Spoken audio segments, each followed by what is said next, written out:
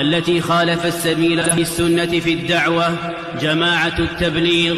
المسماة بجماعة الأحباب، جماعة خرافية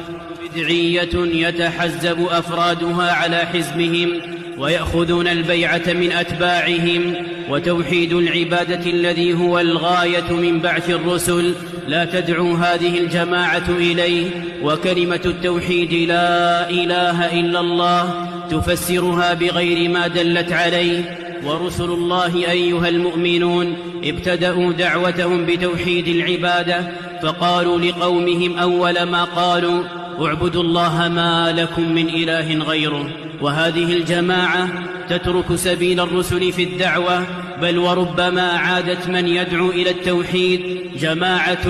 لا تحذر من الشرك، بل تنهى وتزجر عن ذلك، وتدع الناس ما هم عليه من خرافاتهم وبدعهم وتعلقهم بالقبور والأضرحة. والدعوة إلى الله في الإسلام دعوة على علم وبصيرة، وأفراد هذه الجماعة ليسوا كذلك، فإنهم يجهلون أصل الدين ويهملون أساس الملة، يؤسسون للخروج في سبيل الله لدعوة غير مستقيمة وبشباب غير مؤهلين، جماعة تبتدع طرقا في الدعوة ما أنزل الله بها من سلطان،